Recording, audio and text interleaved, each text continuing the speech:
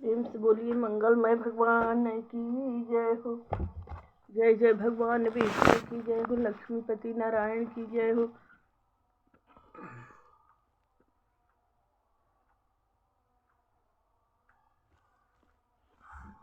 अब मैं आप लोगों को कथा सुनाने जा रही हूँ। दसम स्कंद का 3रा अध्याय का कथा, भगवान की माया से मुक्त होने का उपाय। राजा निमि पूछने लगे ब्रह्म कर्म को रूप, योगेश्वर वर्णन करे वेदन के अनुरूप। राजा निमि ने कहा, हे योगेश्वर जी, आपने यह कहा है कि भगवान की माया ही जगत को मोहित किए रहती है, उसे पहचाना नहीं जा सकता, किंतु भक्त उसे देखता रहता है। अब कृपा करके भगवान की उस माया का स्वरूप मुझे समझाए। तब तीसरे योगेश्वर अंतरिक्ष जी बोले, हे राजन, भगवान की माया का कोई मुख्य स्वरूप नहीं है, केवल कार्यों के द्वारा ही अनुमान से उसका स्वरूप माना गया है, उसे सुनो। हे राजन, सर्वभूतों में स्थित सर्वात्मा स्वयं प्रकाश परमात्मा ने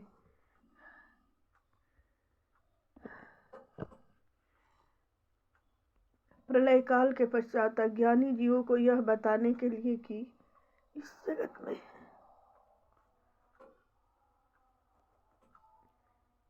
केवल मैं हूँ अपने रचे हुए पंचभूतों के द्वारा अनेक प्रकार के छोटे बड़े शरीर की सृष्टि की।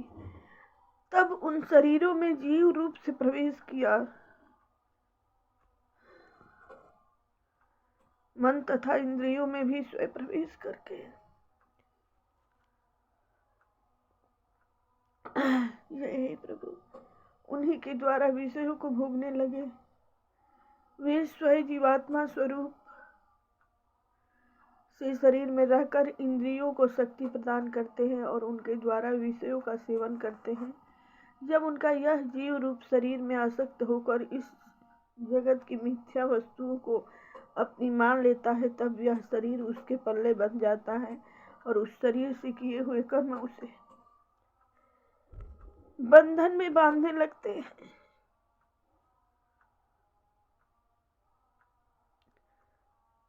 वह शरीर द्वारा किए हुए कर्मों के बंधन से में बन जाता है, उसे कर्म बंधन कहते हैं। वही भगवान की माया में फंसाने लगता है। तब संसार चक्र में जीव को घुमाने लगता है। वह कर्म अनुसार सुख दुख जन्म मृत्यु प्राप्त करता है। वह उन कर्मेंद्रियों के द्वारा काम भाव से कर्म करता हुआ इसी प्रकार भटकता रहता है। वह जीव महाप्रलय होने तक जन्म मरण को प्राप्त होता रहता है। जब प्रलय का समय आता है, तब काल भगवान स्थूल तथा सूक्ष्म सृष्टि को अपनी ओर खींच लेते हैं। उस काल में पृथ्वी पर 100 वर्ष तक वर्षा नहीं होती है। सूर्य भगवान अपनी प्रचंड तथा प्रखर किरणों से तपते रहते हैं, सारी पृथ्वी के प्राणियों तथा तत्वों को जलाकर भस्म कर देते हैं। प्रलय काल की गर्मी इतनी बढ़ जाती है कि तीनों लोग तपने लगते हैं।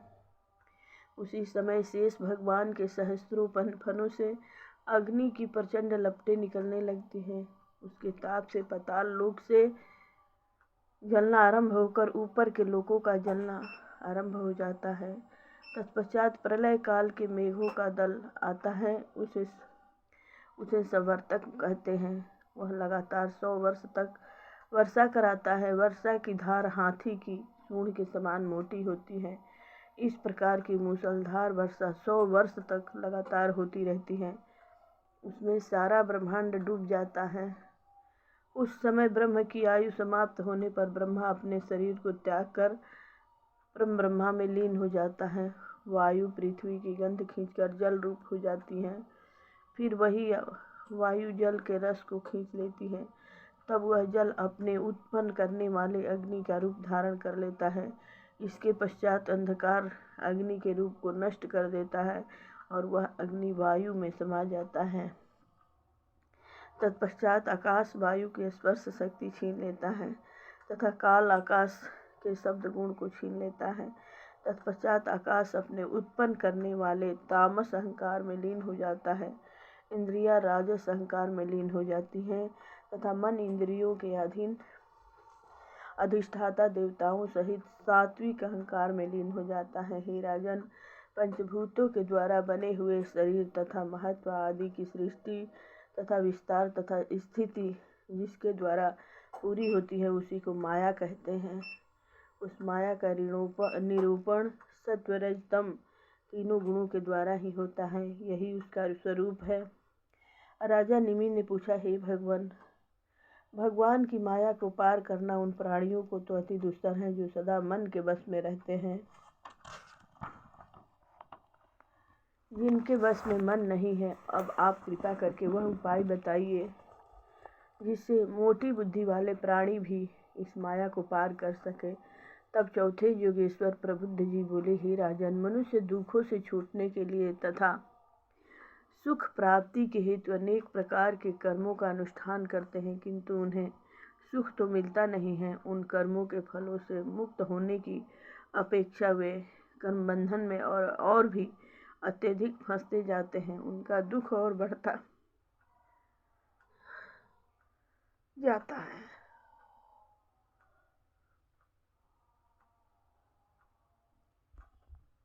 उदाहरण के लिए धन को ही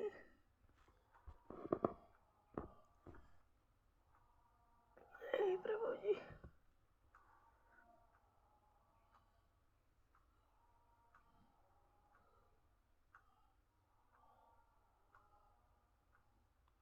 ठाकुर जी,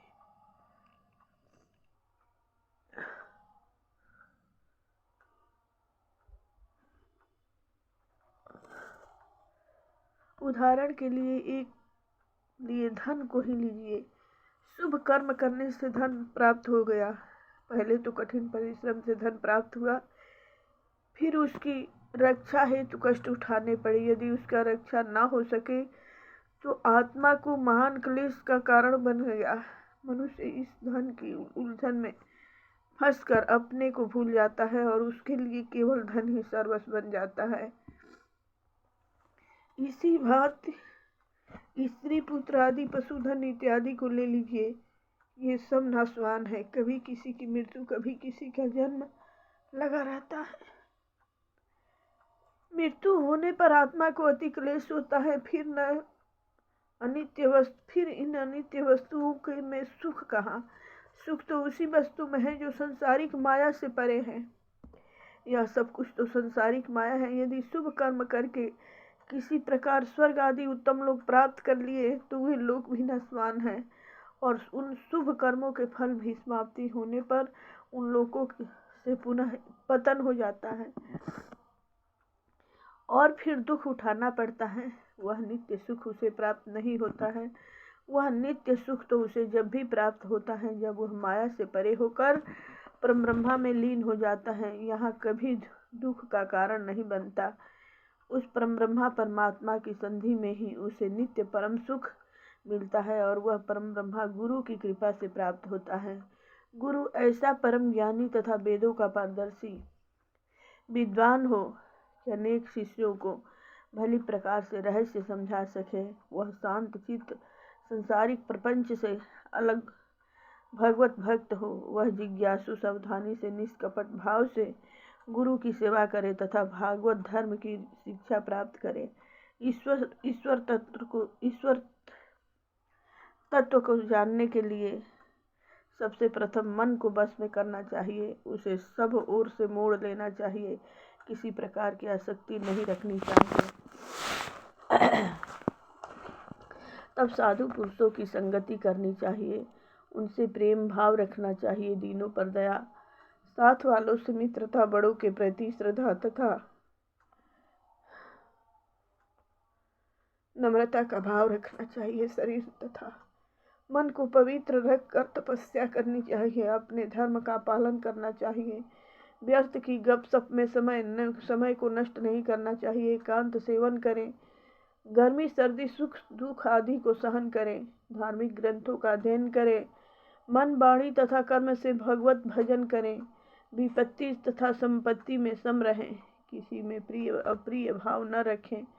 सब में परमात्मा देखें। यदि वह जिज्ञासु गृहस्थी है तो पवित्र वस्त्र धारण करें और और यदि वह त्यागी है तो फटे पुराने वस्त्रों को धारण करें। प्रारंभ अनुसार जो प्राप्त हो जाए उसी में गुजर करें। किसी धर्म तथा शास्त्र की निंदा न करें। अपने धर्म तथा शास्त्रों में श्रद्धा रखें। प्राणायाम के द्वारा मन को जीते और मौन से वाणी जीते। वासनाहीन होकर संयमी बने। सदा सत्य भाषण करें। इंद्रियों को उनकी गोलकों में स्थिर करके उन्हें बस में करें। भगवान की लीला तथा गुणों का श्रवण कीर्तन करें। अपनी सब प्रिय वस्तुओं घर, स्त्री, पुत्र, संपत्ति आदि को भगवान के अर्पण कर दें। सभी प्राणियों की सेवा करें। वे सबसे उत्तम मनुष्य होते हैं। उनसे भी उत्तम परोपकारी मनुष्य होते हैं। उनसे भी उत्तम भगवत भक्त होते हैं तथा उनसे भी उत्तम संत पुरुष होते हैं। इनकी सेवा करने से परम ज्ञान की प्राप्ति होती है। भगवान कृष्ण का स्मरण करें। उसी से सच्ची शांति तथा परमानंद प्राप्त होता है। उनके प्रेमानंद में मन जब रम जाता है तब प्रेम के उद्वेग में भक्त का मन पुलकित हो जाता है तथा हृदय की बड़ी अनोखी दशा हो जाती है। भगवान की प्राप्ति के लिए भक्त कभी रोता है, कभी हंसता है, कभी गाता है, कभी नाचता है, कभी मूर्छित हो जाता है। वह भगवान की सन्निधि प्राप्त के लिए झटपटाता रहता है। तब वह उन भगवान की कृपा से सहज ही में उनकी माया से परे हो जाता है। तब राजा निमि ने पूछा, हे भगवान, आप परमात्मा का स्वरूप भली प्रकार जानते हैं, इसलिए मुझे बताइए कि परम ब्रह्मा परमात्मा जिन्हें नारायण कहते हैं उनका क्या स्वरूप है। पांचवें योगेश्वर पिपलायन जी बोले, हे राजन, जो इस जगत का उत्पन्न करने वाला, स्थिति करने वाला तथा नाश करने वाला है, जो स्वयं बनने वाला तथा जगत को बनाने वाला है, किंतु स्वयं कारण तथा कारणत्व अति बनने तथा बनाने से अलग रहता है। स्वप्न, जागृति तथा सुसुप्ति तीनों अवस्थाओं में भी साक्षी रूप है, जो सदा सभी स्थितियों में एक सा रहता है, जिसकी सत्ता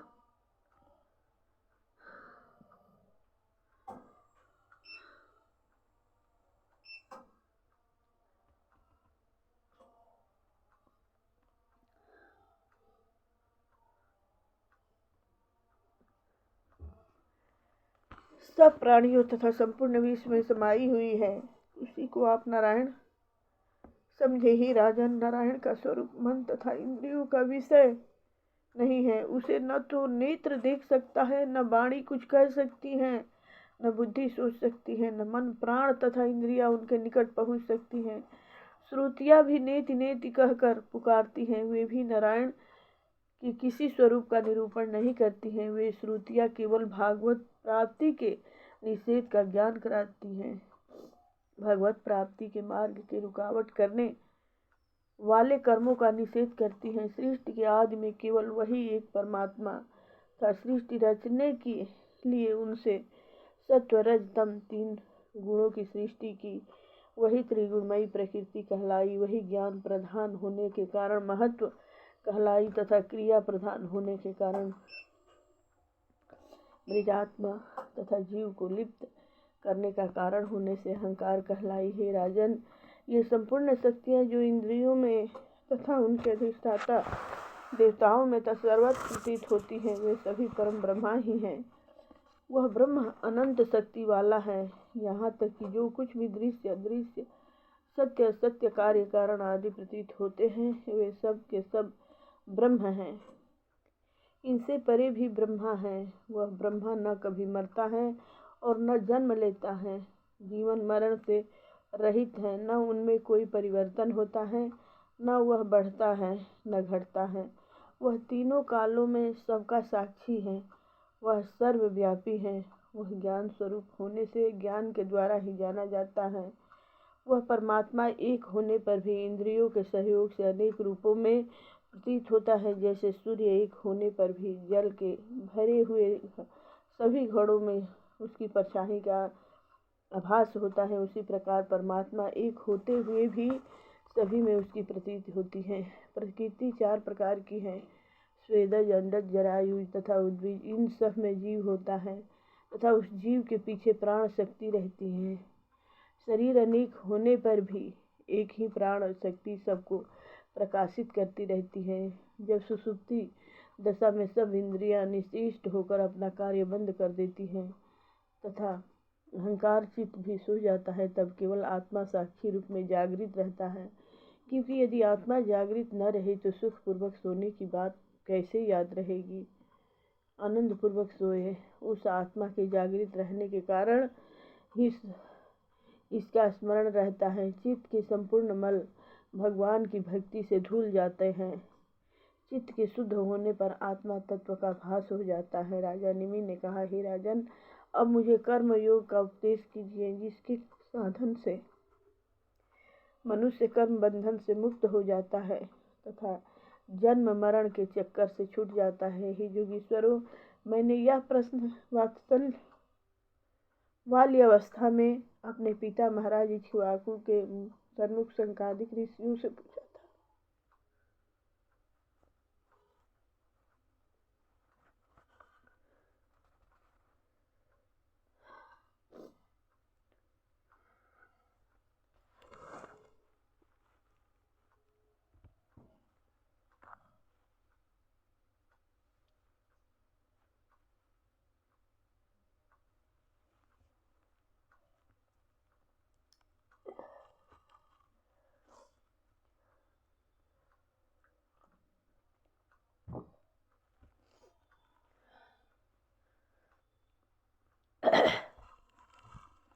अपने पिता महाराज इक्ष्वाकु के सम्मुख संकादिक ऋषियों ने पूछा था, किंतु उन्होंने मेरे प्रश्न का उत्तर नहीं दिया। वे सर्वज्ञ थे, किंतु फिर भी उन्होंने उपेक्षा क्यों की, इसका कारण मुझे बताइए। तब छठवें योगीश्वर आविहोत्र जी बोले, हे राजन, कौन सा कर्म किसके लिए करने योग्य है और कौन सा कर्म किसके लिए नहीं करने योग्य है तथा कौन सा कर्म है, इन सब का निरूपण वेदों ने किया है। लौकिक व्यवहार स्थिति तथा तर्क द्वारा इनका ज्ञान नहीं होता है। इसके अतिरिक्त वेदों का समझना ईश्वर तत्व को समझना है। इसके समझने में बड़े बड़े ज्ञानी तथा विद्वान भी चक्कर खा जाते हैं, वे भी नहीं समझ पाते हैं। फिर साधारण पुरुषों की तो बात ही क्या है। इस कारण संकादिक मुनीश्वरों ने तुम्हें बालक समझकर तथा इस तत्व के समझाने का योग्य पात्र न समझकर उन्होंने नहीं समझाया और न कोई उत्तर ही दिया है। हे राजन, कर्म बंधन से मुक्त करने के लिए ही वेदों में कर्मों का वर्णन किया है। ऐसे कर्म करने से उनका यह फल प्राप्त होता है ताकि मनुष्य फल रहित इच्छा से कर्म करें, कर्मों से मोक्ष प्राप्त कर सके। वेदों का तात्पर्य कर्मों से मुक्त होने का है, किंतु उसका अर्थ यह भी नहीं है कि कोई कुछ कर्म ही न करे। जो मनुष्य ज्ञानी है तथा इंद्रियों के वश में है, यदि वह वेद विदित कर्मों का परित्याग कर देता है तो वह अधर्म ही करता है, वह संसार चक्र से छुटकारा नहीं पा सकता है। किंतु जो पुरुष ज्ञानी है तथा जिसने अपनी इंद्रियों को वश में कर लिया है, यदि वेद विदित कर्मों को अनासक्त भाव से करता हुआ भगवान के चरणों में समर्पित कर देता है तो उसे कर्म बंधन प्राप्त नहीं होता है तथा उत्तम मोक्ष प्राप्त होती है। जो काम भाव से वेदोक्त कर्मों का अनुष्ठान करता है उसे स्वर्ग आदि प्राप्त होते हैं। जो कर्म फल समाप्त होने पर स्वर्ग आदि से भ्रष्ट होकर फिर संसार में जन्म लेता है और जन्म मरण के चक्कर में पड़ जाता है। किंतु जो निष्काम भाव से कर्मों का अनुष्ठान करता है उसकी आत्मा शुद्ध होकर ईश्वर तत्व की उसे प्राप्ति होती है और वह आवागमन के चक्कर से छूटकर ईश्वर में लीन हो जाता है। हे राजन, जो परम ब्रह्मा परमात्मा की प्राप्ति चाहता है उसे वैदिक तथा तांत्रिक दोनों प्रकार की विधि से भगवान की पूजा करनी चाहिए। पहले सेवा से गुरु को प्रसन्न करे, उनसे प्रजा तथा अनुष्ठान की विधि मालूम करे। प्रथम स्नान आदि से शरीर की शुद्धि तथा संतोष आदि से अंतःकरण को शुद्ध करें। तत्पश्चात भगवान की मूर्ति के सन्मुख बैठकर प्राणायाम विधि से नाड़ियों को शुद्ध करे। फिर वेदोक्त मंत्रों से अंगन्यास करे। फिर भगवान की पूजा करें। पूजा चाहे मूर्ति की करें अथवा हृदय में मूर्ति धारण करके मनसा पूजा करें, किंतु भक्ति श्रद्धा तथा प्रेम से पूजन की सामग्री पूजा धरे। तब आसन पर जल के छींटे मारकर अर्घ्यपान आदि से पात्रों को यथा योग्य स्थान पर रखें। तत्पश्चात आसन पर सीधा बैठकर करन्यास अंगन्यास आदि से शरीर को मंत्रमय करके मूल मंत्र से भगवान की पूजा करें।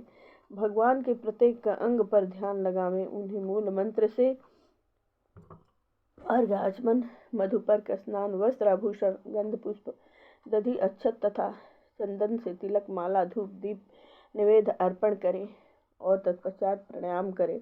इस प्रकार से पूजन करें। तत्पश्चात मूल मंत्र बीज मंत्र का जप करें। उस समय अपने को यह समझे कि मैं भगवान मैं हूँ, भगवान मेरे शरीर में विराजमान है। मैं पूजा करने के पश्चात उनकी मूर्ति को यथास्थान स्थापित कर दें।